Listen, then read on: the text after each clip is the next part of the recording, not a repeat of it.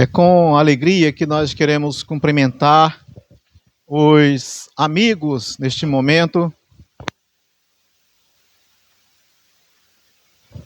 com uma boa tarde e convidar para que por alguns minutos nós possamos fazer uma reflexão sobre uma porção da palavra da Escritura Sagrada, da Bíblia, que é palavra de Jesus. Eu quero fazer uma leitura que nós encontramos na carta escrita pelo apóstolo Paulo aos Romanos, no capítulo 8, no versículo 1, onde está escrito assim: portanto, agora nenhuma condenação há para os que estão em Cristo Jesus, que não andam segundo a carne, mas segundo o Espírito. Este foi o versículo número 1 do capítulo 8, e eu quero passar para um dos versículos lá na frente, o de número 14, que diz o seguinte: porque todos os que são guiados pelo Espírito de Deus, esses são filhos de Deus.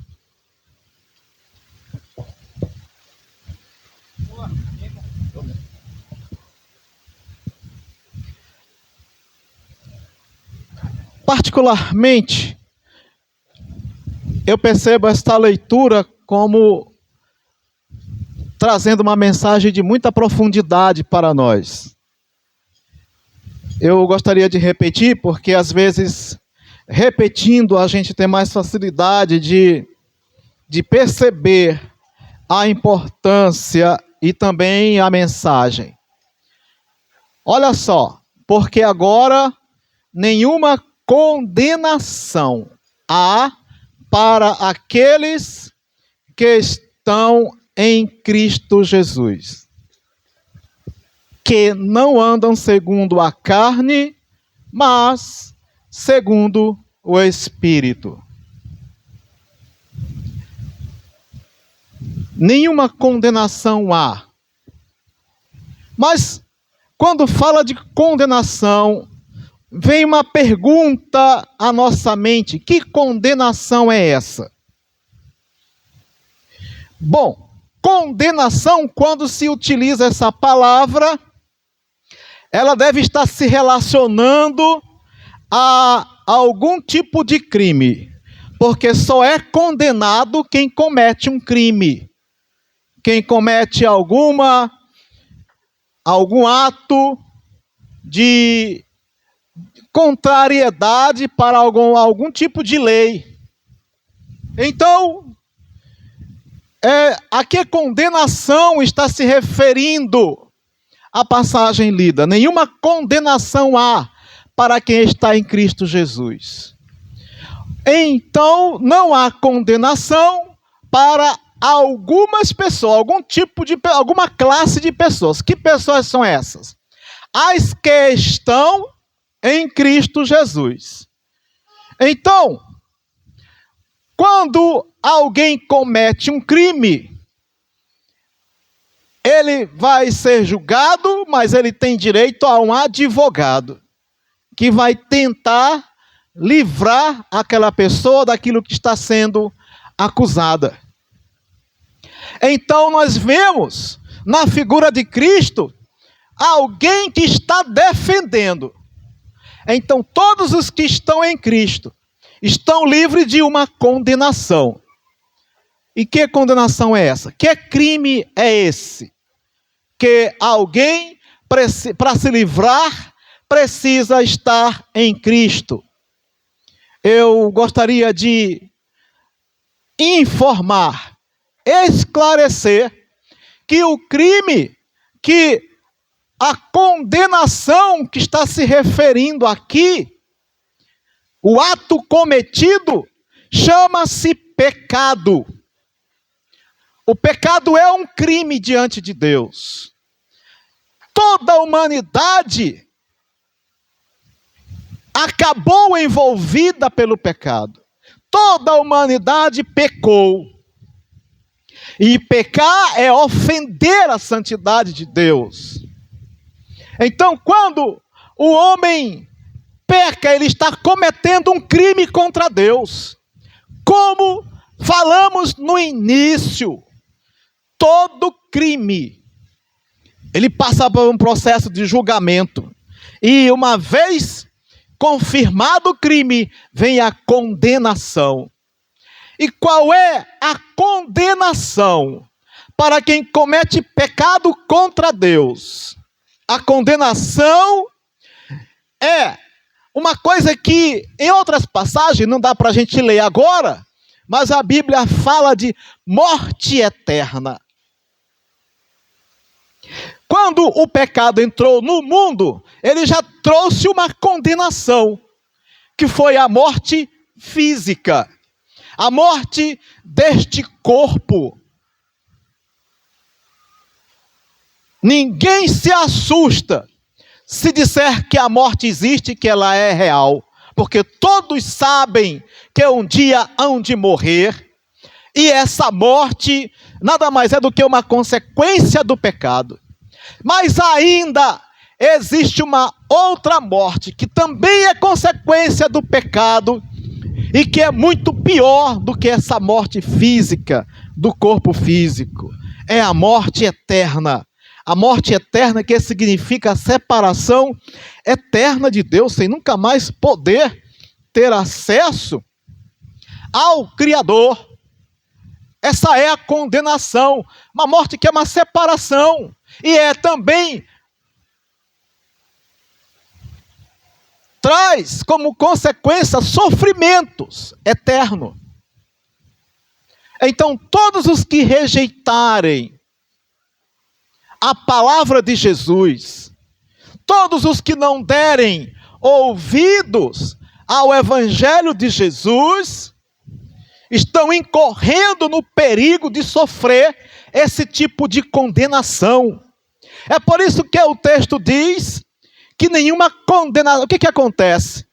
Quando nós abraçamos a palavra de Jesus, o seu Evangelho, que nós nos rendemos à sua palavra, uma vez que nós pecamos e ofendemos a Deus, cometemos um crime contra Deus, Jesus se apresenta como o nosso advogado. Então, ele perdoa todos os nossos erros, os nossos pecados. Ele apaga, ele vem como advogado e nos livra dessa condenação. É por isso que Paulo está dizendo que nenhuma condenação há para quem está em Cristo Jesus. Então é preciso estar em Cristo para que a sentença da condenação eterna seja retirada da nossa vida. Aí na parte final dessa leitura, nós encontramos uma coisa interessante, quando ele diz: os que não andam segundo a carne, mas segundo o Espírito. Andar segundo a carne, andar segundo o Espírito. A carne é essa matéria que nós temos, esse aspecto físico que nós vivemos, essa natureza humana que está dentro de nós. Você percebe como as nossas vontades, as vontades da carne, são coisas somente desta vida, são coisas terrenas, e são desejos, vontades, muitas das vezes que desagradam a Deus. Mas nós podemos andar não na carne, mas no Espírito. Andar, o que significa andar no Espírito? E não fazer a vontade da carne. A carne é aquilo que nos induz ao pecado. a vontade da carne leva o homem a pecar. Mas, e o Espírito? O que quer dizer andar no Espírito? Qual é, então, o que quer dizer andar no Espírito? Significa renunciar às vontades da carne. Porque o Espírito, ele quer relacionamento com Deus. A carne quer relacionamento com o pecado. Então, é necessário que venhamos abandonar os desejos da carne. Mas aí, Espírito, andar no Espírito, andar na carne. Como é que é o Espírito? Como é que eu não percebo o Espírito dando alguma opinião do que eu devo fazer ou não? A Bíblia nos informa que é possível que quando o homem está no pecado, ele está espiritualmente morto. O espírito está morto. Mas então, ele é vivificado quando ouve a palavra, quando crê na palavra e quando se entrega a Cristo. O espírito passa a reviver, ele nasce de novo. Ele encontra uma nova vida. E então é o momento em que a pessoa passa a andar no espírito e não mais na carne. E então, isso é um sinal de alguém que está em Cristo. Quem está em Cristo passa a viver uma nova vida. Uma vida espiritual que não é mais segundo a carne. Pessoas depois que crescem, costumam dizer que agora são donas do seu nariz. Significa que agora podem fazer o que quiser. Mas na verdade, não é bem assim que funciona. Porque o homem, quando ele está no pecado, ele é dominado pela natureza do pecado. Então, muitas das vezes, o homem não faz de fato aquilo que ele quer, mas aquilo que ele é conduzido pelos desejos carnais. Por isso é que é preciso andar no Espírito. E quando andamos no Espírito, nós temos aqui na frente, nesse mesmo capítulo, uma parte que nos diz que todos aqueles que são guiados pelo Espírito de Deus são filhos de Deus. Na verdade, o homem não nasceu para ser dono do seu nariz, para se governar, para mandar ele mesmo de fazer o que quiser. Ele foi feito para ser guiado por Deus, e Deus quer guiar cada ser, cada um de nós. Ele tem poder para te guiar, para guiar a tua vida, para conduzir a tua vida, para não andar mais na carne, mas andar no Espírito e fazer a vontade de Deus. Este era o recado que nós queríamos deixar para aqueles que estão nos ouvindo neste momento, e nós queremos agradecer por esta oportunidade. Muito obrigado a todos, em nome de Jesus. Graças a Deus.